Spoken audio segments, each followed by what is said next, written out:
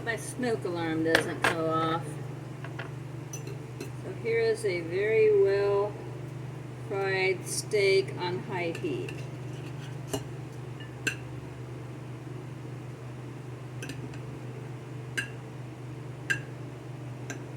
Alright. That's pretty good. I fried it in bacon fat on high heat on both sides. I mean, I'm surprised my smoke alarm didn't go off, but I had the fan pulling air out of the kitchen, so that might have helped. Just got back from work. I got some mulled and smoked salt here. Now, I actually would rather have a hamburger, which is pretty sad because I have a whole freezer full of steak. But I just love that Aldi's 100% organic ground beef. I prefer that to anything.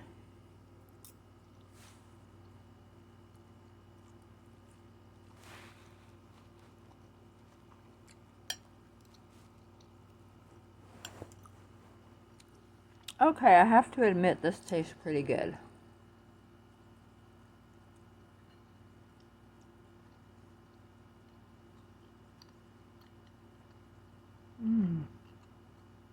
It's not my first choice. I'm glad I like ground beef because that's certainly cheaper. But this is pretty good. This is part of a ribeye, by the way. Little piece of ribeye steak.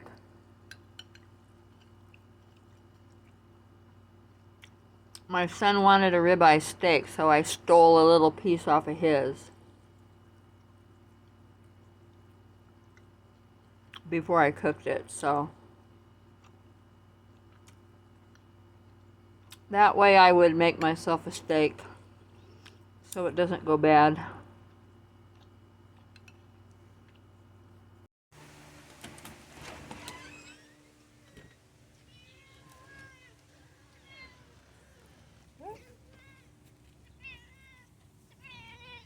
Oh, she's very meowy this morning.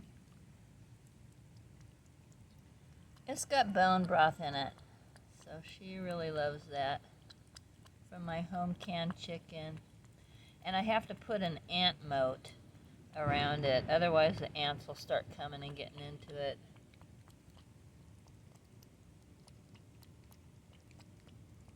Oh, she loves that bone broth.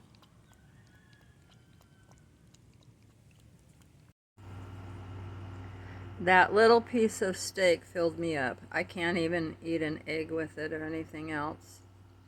But then again, steak is not my favorite. If it was a hamburger, I probably could have eaten more. But anyway, so now I made my coffee drink. And I just got a little hot water, put in the microwave, and put a little spoonful of Taster's Choice coffee in it. And dissolved that, added a little bit of cold water to it, and then I poured it into a glass of ice and some cream. So it's no wonder I'm not hungry half the time with all the cream that I drink, but it's so good.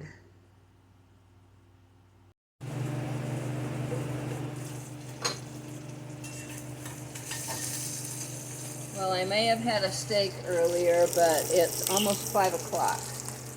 So, oh, look at how crispy fried that is. Wait, can you see it? Oh, shoot. I'm just not good at this. Okay, there it is. There's a crispy hamburger. Okay, so here's what I'm eating.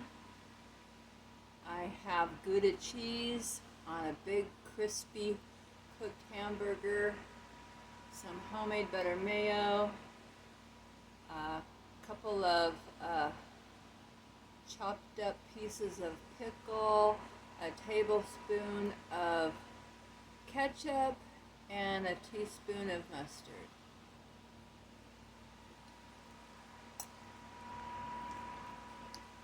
I can't get sick of this. I was eating that steak earlier this morning, and I was just wanting a hamburger the whole time. I don't know why.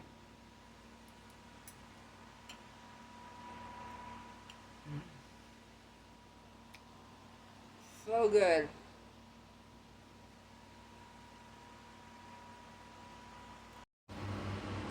You know, over the years, before I went on this carnivore diet, I noticed that my legs seem to be getting weaker, like especially my thigh muscles just didn't seem to have the strength that they used to. And off and on, I would try a few things like exercise to try to strengthen them. And it seems like I couldn't make any progress no matter what I did. And so I would try pushing myself a little more, and then I would be really sore, and so I give myself a break, and then I just found that I hadn't made any progress. And I think it has something to do with neuropathy in my feet, and probably affecting my legs also. So I have idiopathic peripheral neuropathy, even in my hands somewhat, hands and feet, and then I don't know, it just seemed like my legs were progressively getting weaker. And I remember walking down the hallway one day, and it just seemed like I was just taking these little baby steps.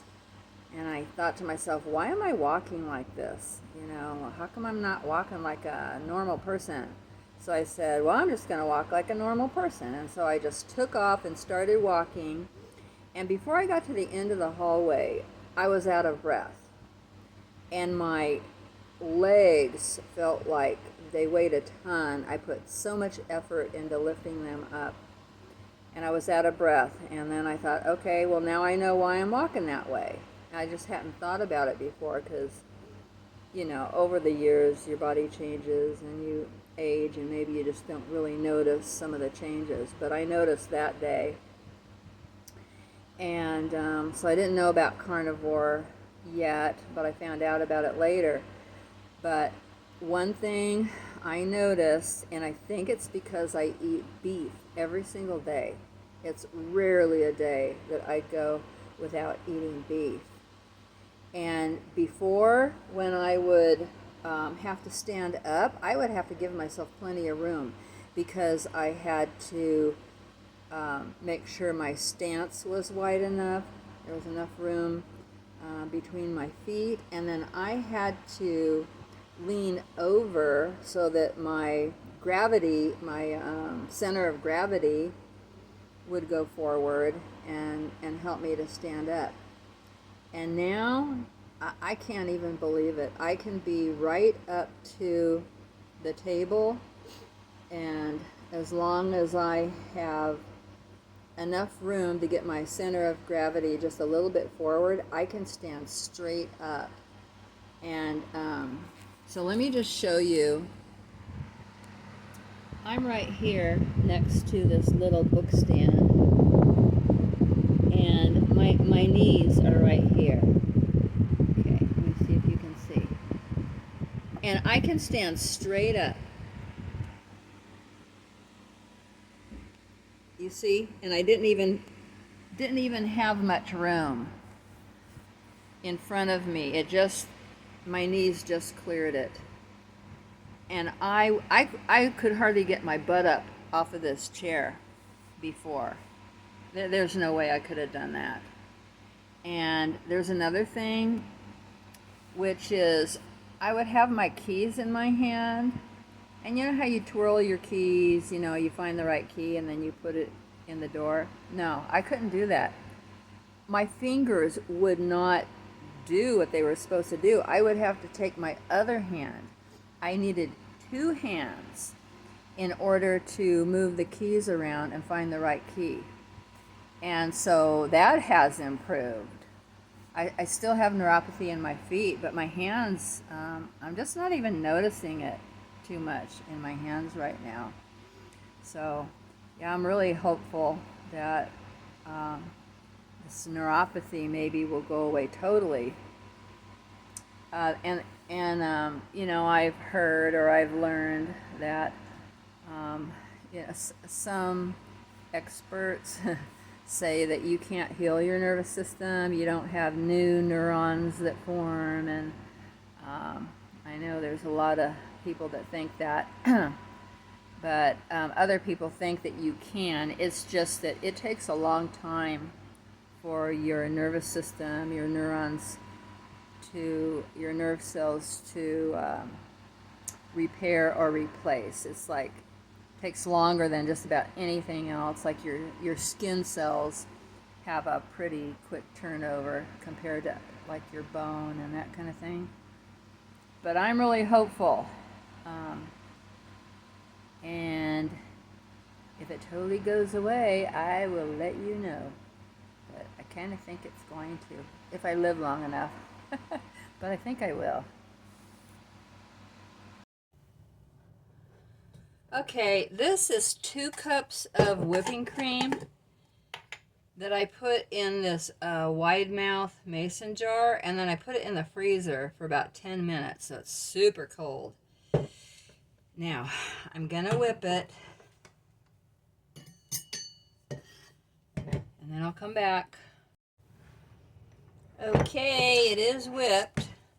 I don't dare go any further or I'm gonna turn it into butter, and I've done that before.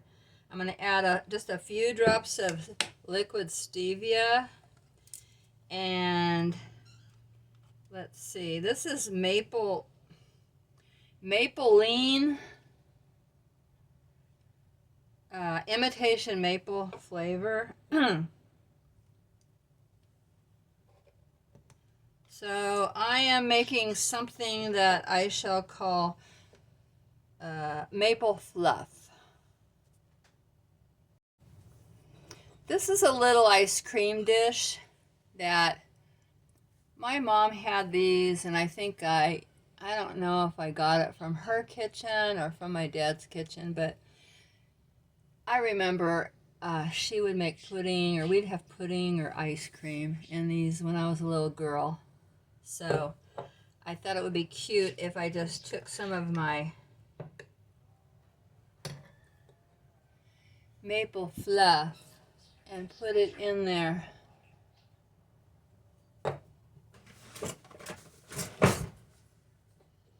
And let's pretend this is all I'm going to have, and that I'm not going to get myself a huge bowl full after I shut off this camera.